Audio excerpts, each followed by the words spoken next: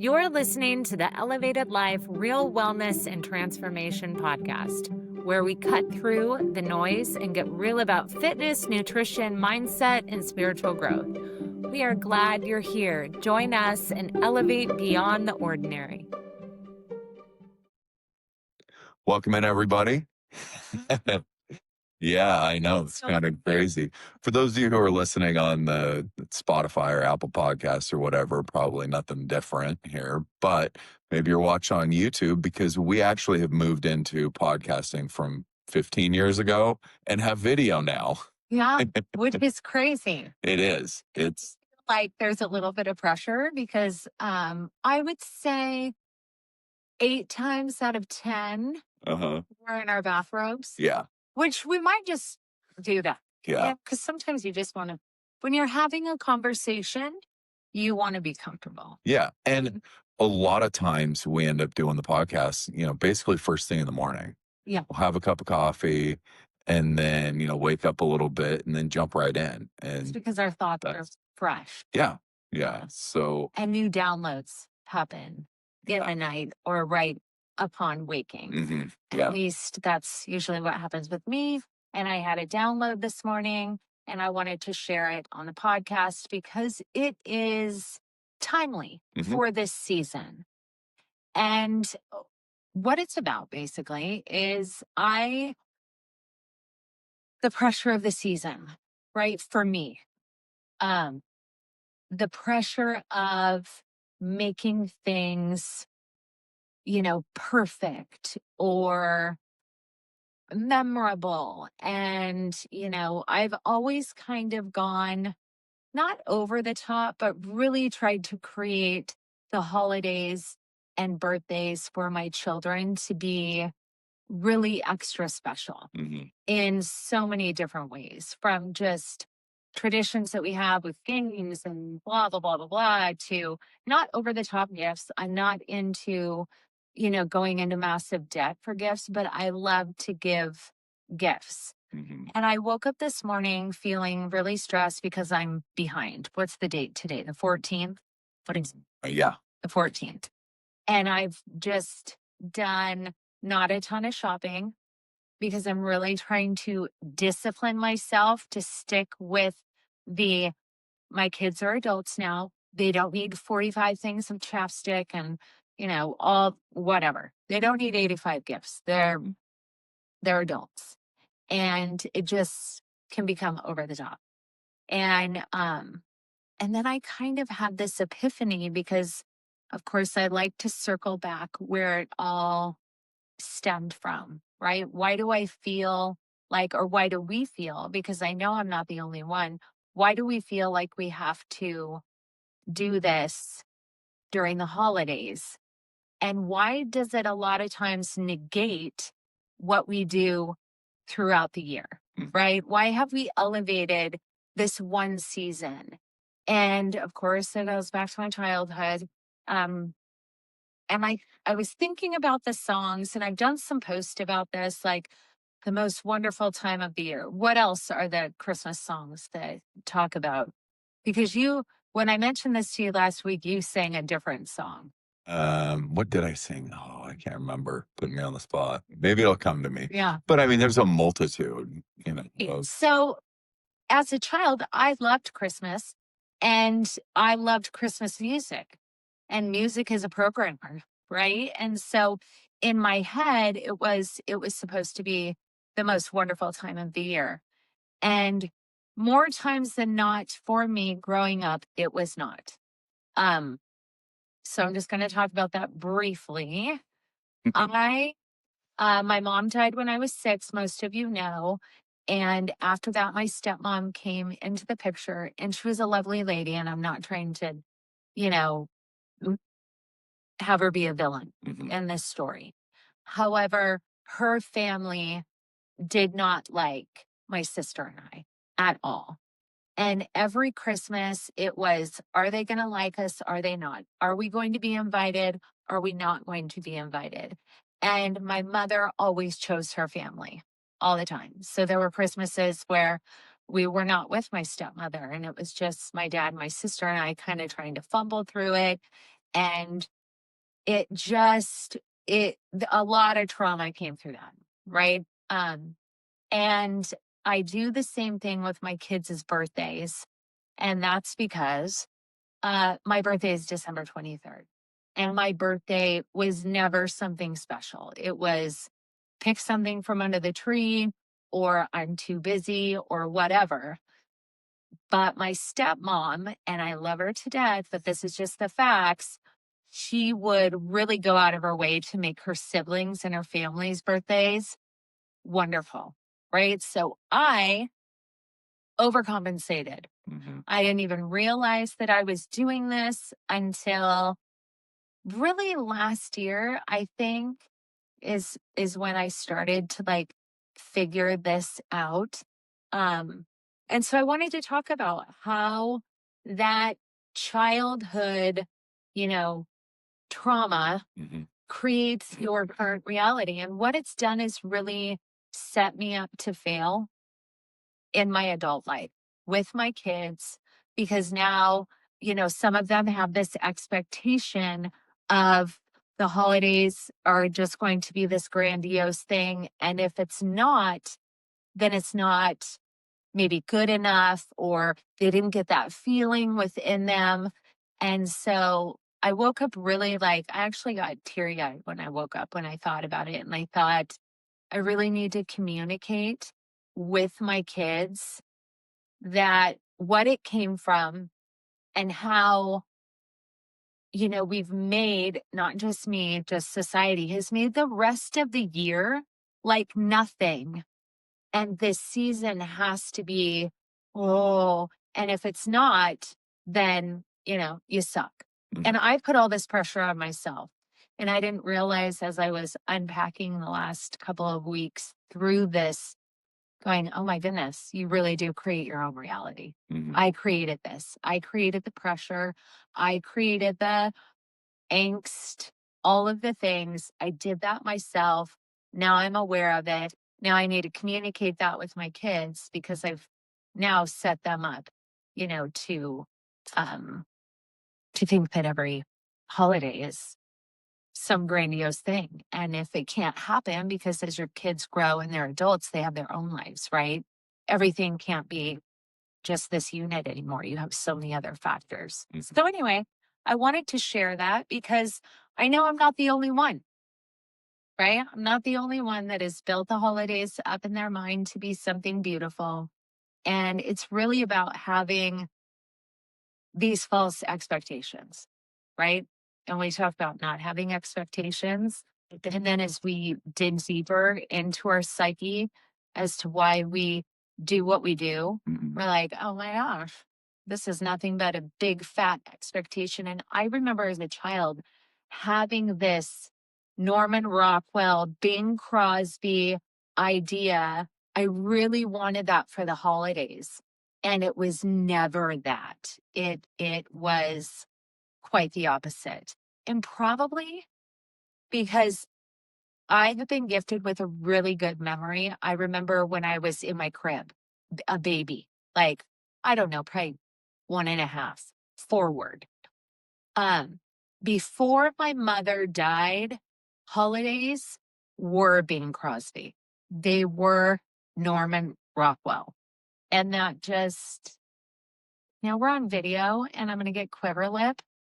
I just, okay, let's not talk about this anymore. Anyway, so I had that memory. You're looking at me like, no, Johnna, this is exactly what we need to be talking about right now. So anyway, I had that memory pre my mom dying, and then laying it against, laying it against, you know, the rest of my childhood that did not match that at all, that was infused with rejection and not knowing and uncertainty.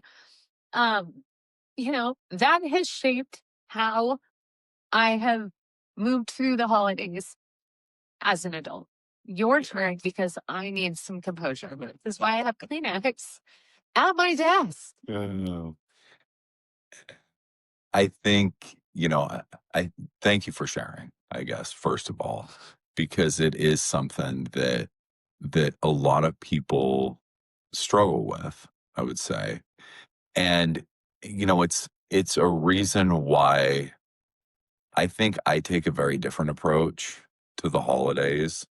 Yes, you do. Um, and and for I would say maybe for not the same reasons, because we had very different childhoods with respect to that.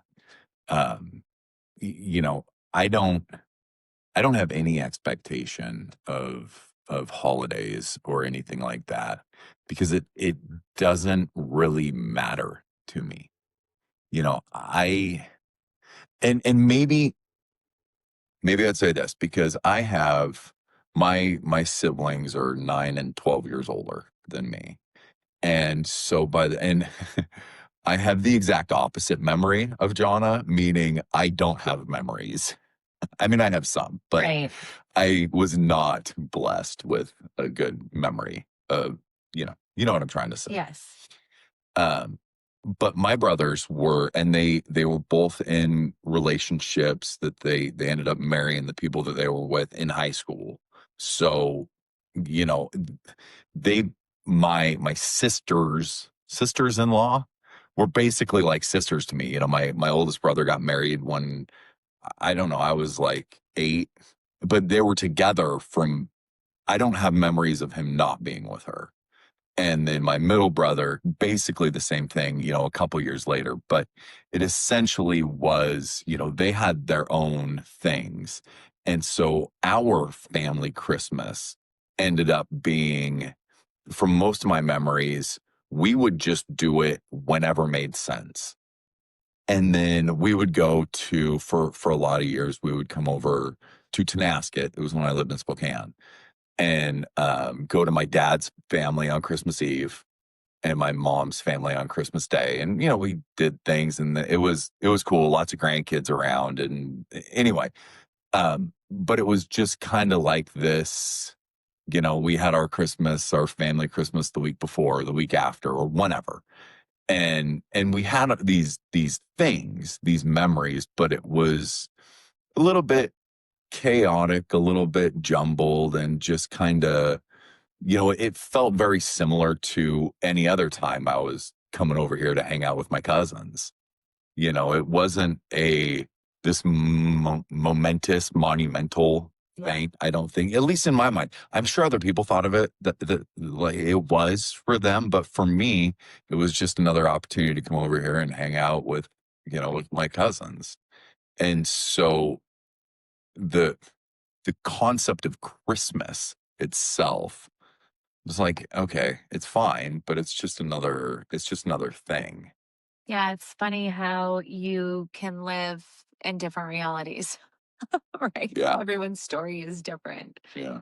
So, in this like enlightened moment that has happened to me over the last couple of weeks with the holidays, I've really had to lean into doing something different that's really uncomfortable. We talk about this all the time, right? We talk about it with, the Jim Ready series and creating new neurological pathways. Johnna is creating new neurological pathways because I'm fighting against the urge to make it all better, to make it grandiose, and I just keep telling myself, we're not doing that anymore. And it's so uncomfortable. And the inner battle is just like what it would be if you were going to go to the gym or you're trying to, whatever, not drink. Or, Hmm. I mean, there's so many different things, right? For some people, this would be seemingly so small. And it's like creating anxiety. I'm having to do, okay, 5 things I see. What do I feel? Ah, Yeah. And so that highlights exactly why I have pushed against, because I don't say I've been anti Christmas, but certainly not pro or any. Christmas is just because it's now, but any sort of these types of what I feel like are contrived celebrations, because I think if we go pull back the curtain a little bit, something you said to me last night really highlights exactly why I feel this way. For me, when we were coming home, we were doing errands or whatever, and coming home and trying to figure out what's going to happen because now it's the 14th, and festivities are quickly approaching. And Johnna said, it gives me anxiety because I feel so far behind. Yeah. And to me, that right there indicates, what the fuck are we doing this for? Yeah. If it just creates so much stress leading up to, behind for what? Because again, in my mind, it should just be getting together. Yeah. And how are you behind if you're gonna, and I'm not attacking you, it's just that hearing it. Yeah. Yeah. Like, it's just that idea, that concept of, I have to get all this stuff done. I have to buy all this shit for people. And if I haven't bought enough shit or the right shit, it needs to be this brand or this type of thing or this specific, I'm going to give you my shopping list and you run your card. Merry Christmas. Like, that makes no sense to me at all. And it really, I mean, it maybe it still bothers me more than I realize, but it really used to bother me. Yeah. Because it's so, we talk a lot about, and some on the podcast, and maybe I'm opening up a whole nother can of worms, but about fake Christians, basically, that will say, or fake hippies, or, whatever. People talking about, I want to live in love and love your neighbor and, all this stuff. And it's like, oh, do you see that piece of shit, what they're doing? This is why they're wrong. And I'm right. And I love everybody, but they're so wrong. Like, okay, you're going to live in that hypocrisy. I'm not interested in it. And to me, all of this stuff is now for you to come and see me, you have to have bought these things for me. Right. And I just don't have any interest. Yeah. I don't, go ahead. No, I'm rambling now. So it's funny because, as we're unpacking this, all I can do is lay it up against the other areas of your life that you you have these reactions, right? So, I'm going to tie it back to gym ready because we're right in the middle of that. But the anxiety of feeling behind. Yeah. Right? That was one of the things. I'm behind. Yep. So many people are so much farther in front of me or, ahead of me. Mm-hmm. And I'm just like, I may understand that concept when it comes to the gym and I got that shit dialed in, but I can't apply this to, and it's not all the other holidays. Mm-hmm. It is only during the winter holiday because that's when my birthday is. And that's when shit went down. Mm-hmm.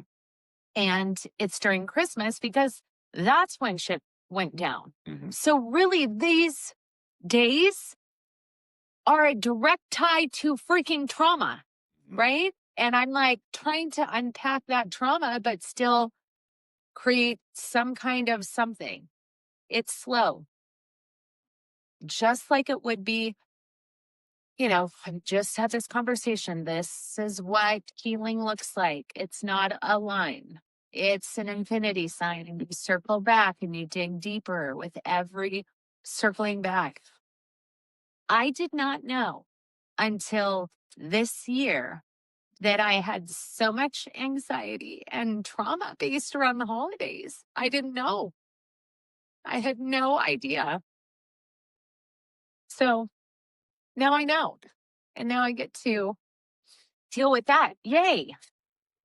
Right? It is yay. It's important because it's a step in the right direction, in my opinion. Because what it's going to allow for, I mean, anybody who's listened to this podcast at all knows Johnna's going to dig. Get it, that I love the idea of that infinity sign because it's simple. Which is sometimes super nauseating. But what it's going to allow for in the long run is for you to really be able to embrace the concepts of what I think this time is supposed to be. And yeah, really embrace that. Yeah. You know, Close up the expectation and then be disappointed. Honestly, I feel like my central nervous system is addicted to building up the holidays and then being disappointed. Honestly, mhm, I'm like, this is my addiction because it's a comfortable, familiar hell. It's what my central nervous system knows. So that's what it's used to. And so every year, and I'm now in retrospect, I've been doing this since I was a child, yeah, building it up so that I could be disappointed and then say, after every holiday season, it's not going to be like this next year. Oh my gosh, I have to scale back. We can't go on sleigh rides and just 85 different things. You know what I mean? I do. Yes, I do. I have lived this with you. Um, and then say I want to change, right? And then not. hmm It's just nuts because as I'm speaking this, I'm just like, this is the battle that people have with health and wellness, right? And it's okay, you guys, it's okay. This is why we try to normalize the feelings that you have because turns out, I have this feeling about Christmas. Yeah. Yeah. Right? And I'm doing it to myself. I'm creating my own misery. And I'm teaching my children to do the exact same thing. hmm And this is why I woke up with I need to have this conversation with my kids and be completely transparent so that they know where it came from, what it does to your body, and how we don't have to do that. Because the truth is, we get together with kids all the time, and it's amazing. Yeah. But I've just put this season on a pedestal hmm and then been addicted to it falling off the pedestal because that's all my central nervous system knows. So there you go. There you go. Therapy in a podcast. Real time figuring shit out. Exactly. So anyway, if you do this, number one, you're not a weirdo. Number two, it most likely comes from the childhood trauma that you have to dig deep and do the hard work of putting a spotlight on the truth of those moments, unpacking them. And then in that, self realization happens and healing and forgiveness and love can infuse that. And you can grow from it, but it's hard. Yeah, that's what I was gonna say. The hard part, healing doesn't always feel good. I don't think it ever does. At some point, Yeah, it does. the other side of Well, it. yeah, Yes, but yeah. when you are swimming around in the, oh, I did this. Oh, it's not everyone else, right? When you're out of that victim mentality and you actually just really dig deep within yourself and you realize that it was all self-created for whatever reason, um, that's when healing happened. So let's talk about this because I'm curious and I don't even know exactly how to frame it because I'm just thinking about this right now. But it feels like it's kind of maybe the next step or maybe even a little bit of an elephant in the room of, what people don't want to talk about. It when you get to the point that you are now, and whether it's specifically about Christmas, what we're talking about, or, it's the gym because we talked about that, or health or wellness or whatever it is, then the potential for pushback Mhm. from people. Um, this one, Christmas is a particular thing because if you start, whether it's with friends or family or, typically family, because that's what happens. But if you start articulating your feelings and you have pushback, like, no, I want it to be this way. It's supposed to be this way. This is what Christmas is about. And like, well, I'm not that interested in gifts. I don't think I need to go, have you put something in my Amazon cart and I hit pay and now I bought you something. I don't want to do that. And then the people around you are saying, that's what Christmas is. How do you handle that? Well, I'm just going to say how I'm handling it, Mhm. right? So, over the last couple of years, I've scaled way back. Okay. This year, I scaled way back, like super back. So back that I have guilt in that backness. Now, I know that's self-created guilt. I know it's not real. I have all that understanding, right?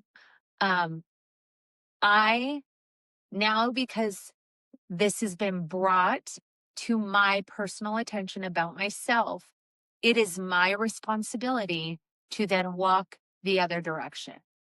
And that's what I'm going to do. So when I woke up this morning and I was like, I gotta get, and I'm like, no, the kids I've got the gifts for the kids, right?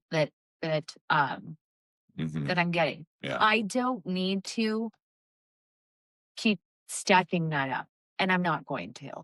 So that's what I'm going to do. I'm also going to have the conversation with my kids and be very vulnerable and tell them what it came from. And I have really wise children, and they may be bummed, but I'm going to take ownership for how I set them up to feel that exact same way. Mhm. And life and death are in the power of the tongue, and healing comes through admittance and, all of these things, right?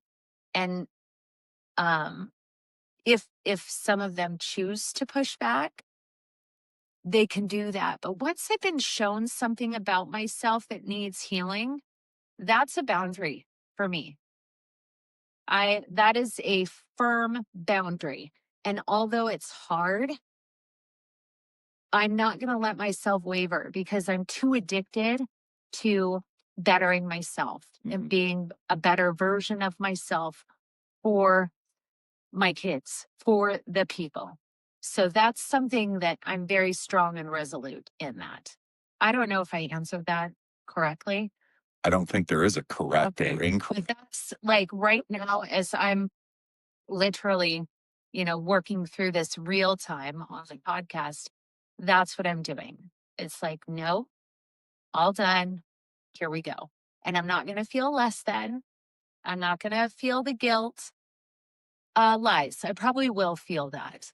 And I will have to requalify um, all of those thoughts and unpack them and do the infinity sign with the healing and move through it.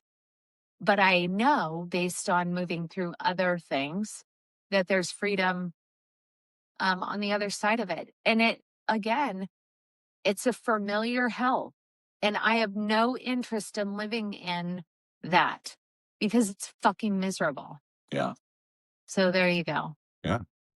I think that makes sense. I think, you hit on several key points that again apply to Christmas, but apply just so in general of, when you ultimately it comes down to you, Yeah. whoever you is, making that decision that this is my boundary.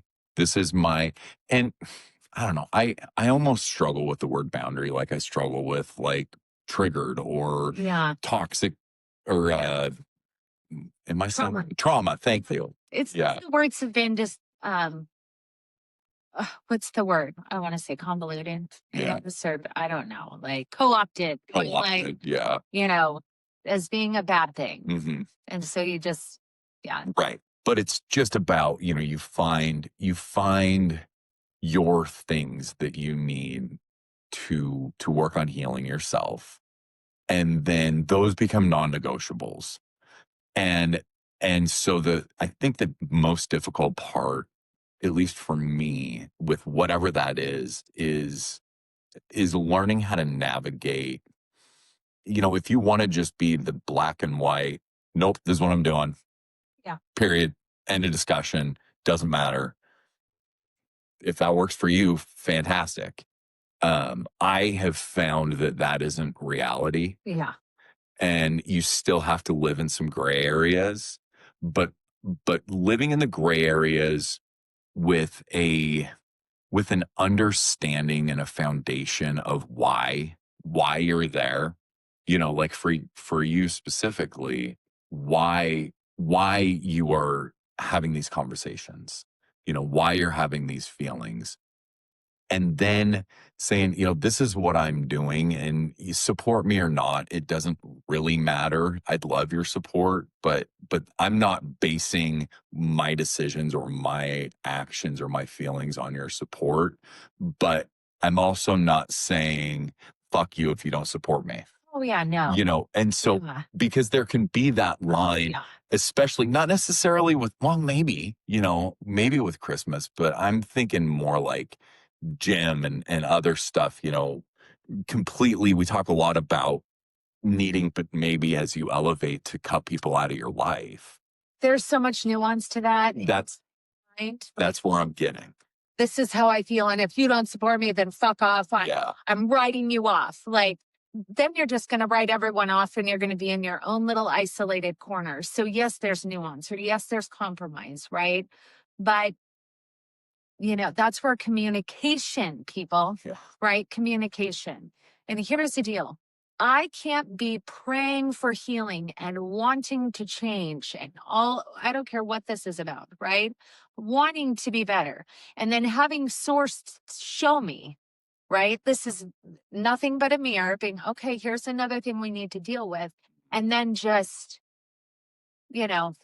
toss it aside and be like, how come you didn't heal me through osmosis? Yeah.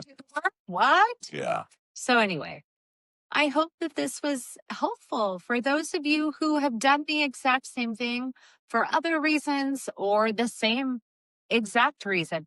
I didn't even know I did this till fully till I don't know, maybe 2 days ago when I really started little seeds, were planted in my head of, oh, but this, but this, but this. And so now on December 14th, I get to work through this. Right? Perfect. No better time than the present. It's like, you get these little seeds. Here's how healing goes. You get these little seeds, right?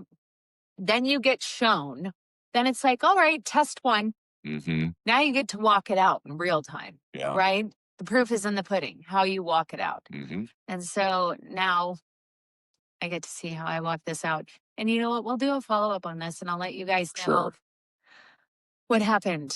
I'll be doing a lot of breath work, a lot of requalifying thoughts, because I know for a fact that it's just going to be like all the things. I think that's and we've kind of touched on it, and I know you're wrapping things up, so sorry to interrupt, but not really sorry, because I think it's super important to really reiterate the fact that even though you've had these realizations and you've made these decisions, and you're going forward with it, it's gonna be hard.